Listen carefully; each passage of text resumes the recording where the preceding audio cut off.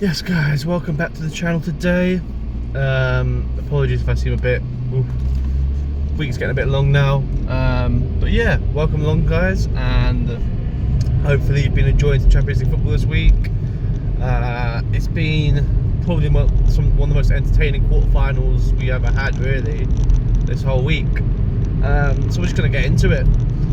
We're going to look into Aston Villa, PSG, Barcelona, Dortmund, and just have a quick little review and see how we feel for the second legs really. I think Villa will be kicking themselves, so we'll start off with them. So obviously Aston Villa went 1-0 up and they didn't really create much in the whole game. That was their main opportunity they took, which is fair, you know. But the thing is, once they're 1-0 up, I think they have to back themselves here. I think Emery would be kicking himself that they've gone and conceded 3.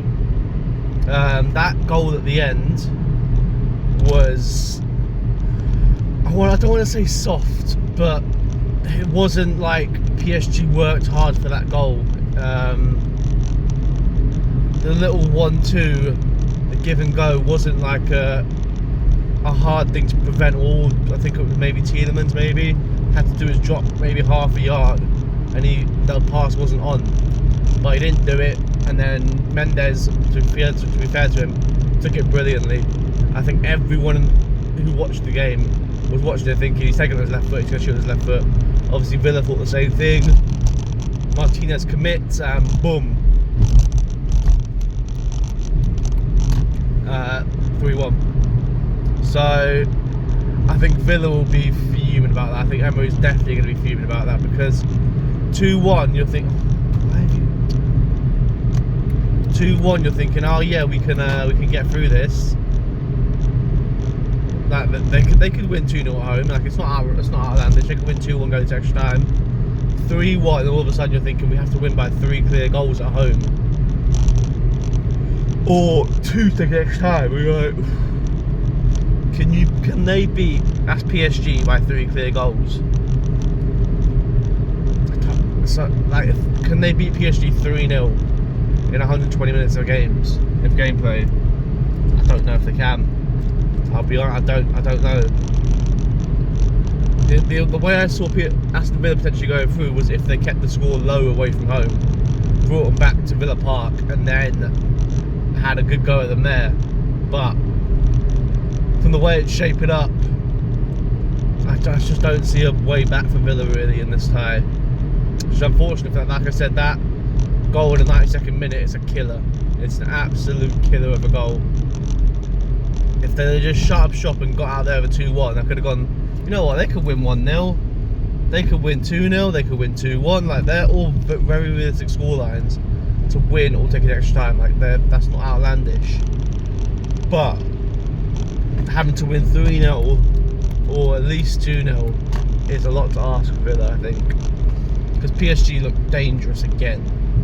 Like, we got to highlight that the first and second goals that PSG scored. I think Due looks like an absolute wonder kid. Like, I think that's like 12 goals, 11 assists or something like that for him now this season, in his first season in the league, in the PSG first team. So he looks like an absolute talent. And to have him and Barcola in the same team is just ridiculous, man. And the goal he scored was just filthy. Like, he has no right to stick it in the top corner from that position, but he just bent it so perfectly. I think it crossed bar as well, so it made it look even better. But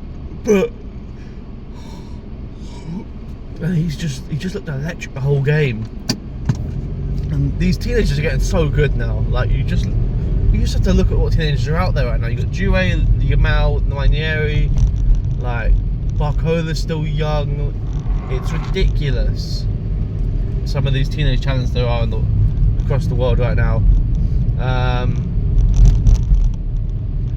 And then the second goal for Kvaratskhelia, he was causing Matty Cash problems all night. Obviously Matty Cash got himself a yellow card quite early on, so he couldn't touch him for the rest of the game really. And he's just so good. Like, I watched quite a bit of Napoli, but I didn't see him every single week.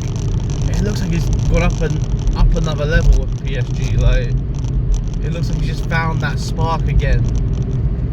And my oh my, can he beat his man? Like, flipping heck. But he was skinning Cash alive every time, and he was loving the little fake on the right, drag it to the left.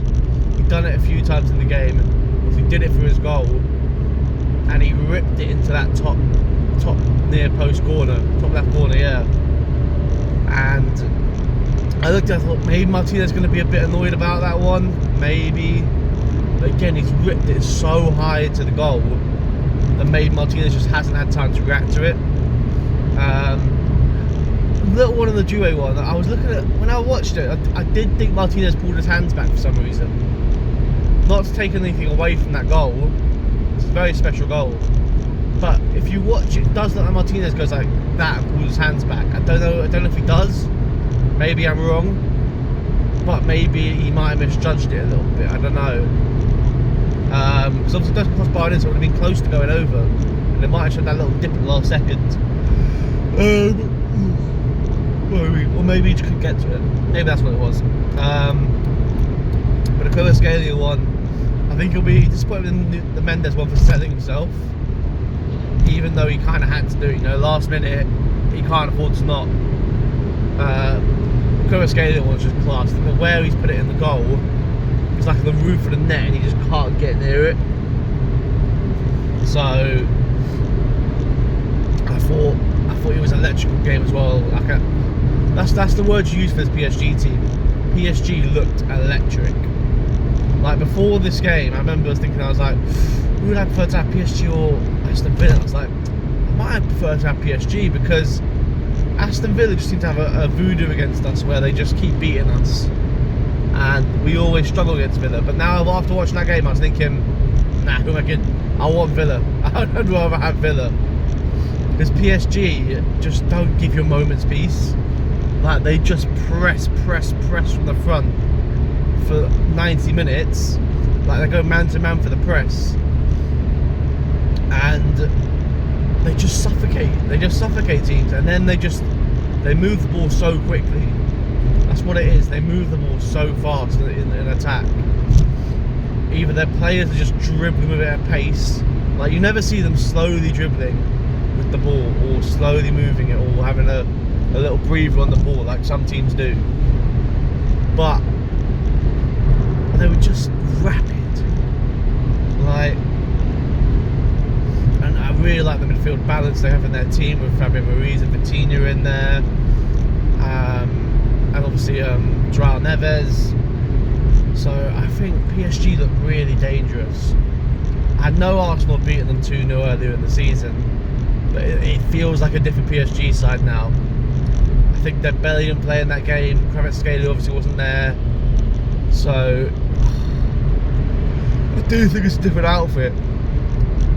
But I still have faith coming into that game. If we do have to play them once we're through, I'm trying to be more confident about it. But like I said, they're all over the place, like in a good way. It feels like they cover the entire. It feels like they have an extra man on the pitch. PSG at times. I don't know what Enrique's done there, but he's lit a fire underneath that team. The interesting thing now is obviously PSG have already won the league.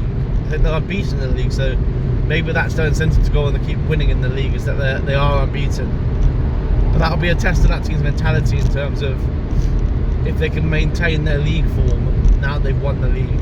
Because it wouldn't be odd for them to drop off now and have a loss maybe. And that'd be interesting because you used to see it quite a bit when PSG would win the league early. They would obviously start coasting in the league and it would affect their Champions League form. So it'd be interesting to see if that same thing happens potentially this season, or if they kick on and they go unbeaten in the league now. But yeah, that's in terms of the second leg. Also I just wanted to quickly mention, I felt really sorry for Ollie Watkins. Like, he's been there for how many years? he's been so good for them, and Emery leaves him on the bench. I know he came on in like the 80th minute, whatever, 75th minute, but really? You left him on the bench and put Rashford at striker? I saw that, I was like, it didn't sit right with me. Especially against the PSG side who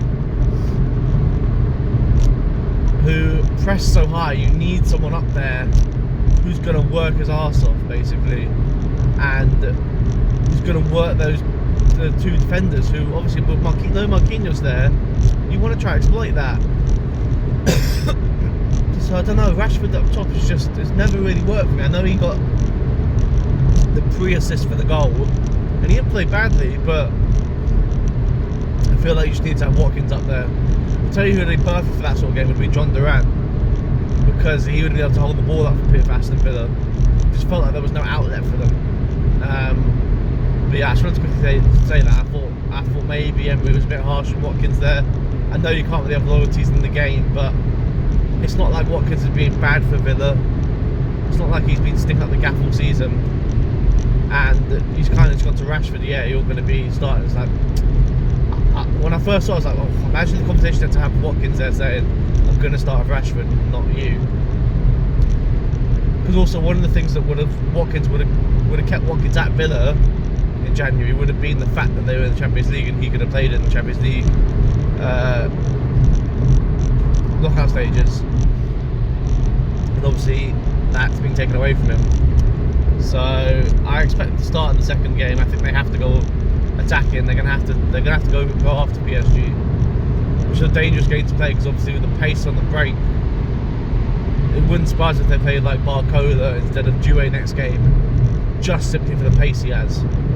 Would not surprise me at all. But I just can't see them overturn that. I think they might get another one at home, but I can just see PSG hit them on the counter a couple of times, and that'll be the game done. Fortunately for Villa, it just looks like one step too far. But fair play to them for getting through all this way. Hopefully they do get through. I'm just talking nonsense here, but we'll see. The other tie, obviously, in my little preview, I didn't really look at this tie that much because it was kind of a foregone conclusion. I thought Barcelona would just ease past Dortmund, and they already have. Like, the tie's dead. 4-0 to Barcelona, and it was the usual suspects: Rafinha, Yamal, Lewandowski.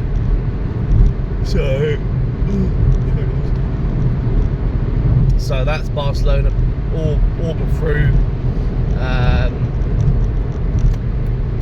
I don't see any way back for Dortmund. Barcelona do look like a very good side to go on the whole way here. Rafinha again, I think that's 50 goal contributions now, which he is front runner for the Ballon d'Or. I was thinking the other day, I was thinking yesterday, if Arsenal somehow did win the Champions League, who wins the Ballon d'Or? Does Rafinha get it if Barcelona get to the final, maybe? Is that what it is? I think Saka's very unlucky. He was out injured for 3 months, so it basically rules him out of a Ballon d'Or race. Unfortunately for him. But then who has the shout for it? You know, does Saliba get a shout for it? I'm not saying he deserves it, but I'm saying that normally it's the Champions League winners that get the Ballon d'Or, no? So, or there's someone that's won a major trophy. And with no European trophy this summer, is it going to be based on the Club World Cup maybe? How well someone does in that? It just full crept into my mind. Because we don't have a Ballon d'Or player in our team. We could have had one with Saka who's fit for the entire season, but you can't give it to someone who's been out injured for 3 months. You know, you just can't. You miss half the season basically. Yeah, it was just something I was thinking about. Like if PSG won it, you could say, oh, it was Dembele, probably could win it, which you couldn't really argue with in terms of numbers. But numbers are, I think Salah still for me. I know that's probably Premier League bias, but I still think Salah deserves more of a shout for it. Seems like he's not going to win it now because of the Champions League run. But anyway, back to Barcelona. Yeah, they're through. That's all I have to say. Yamal again shone. Rafinha scored a little David Nugent goal for England. If you know, you know. Robbed Pau Kabasi of his first Champions League goal. Got a nice assist though for Yamal for the 4th goal for Yamal. And yeah, I think it's what we kind of expected to see from Barcelona and Dortmund, isn't it? Like, there was never going to be a massive fight from Dortmund, I don't think. It was always going to be a struggle for Barcelona, not for Barcelona, for Dortmund. And yeah, I think they'll be losing a couple of players to someone, maybe Dortmund. I think Bayern Gittins wants to move. Wouldn't surprise me if someone like a Liverpool went in for him. Maybe I could definitely see him there. And they need a big remodel. Dortmund, I think they need to have a good reshuffle with that squad now. They've lost a lot of big talent. They haven't really replaced them that well. So I think we'll be looking at a new look Dortmund next season, maybe. I think they're still struggling mid-table in the Bundesliga, so you put them, I don't see them in Europe next year, which is massive for them in terms of revenue. So they might need to make a player sale next season. But yeah, Barcelona all but through. PSG have one foot in the semi-final for sure. Arsenal got 1 foot in the semi-final. And and Inter Milan have 1 foot in the final as well, I think, with that away win. So the ties are not dead. I think they're very much alive for 3 of the games. Should only be 2 of them, but Arsenal, we never know if we have to away from home. Yeah, so it's going to be interesting next week seeing what happens. Let me know what you guys thought about the games down below, and I will see you all in the next one. Peace. Ooh.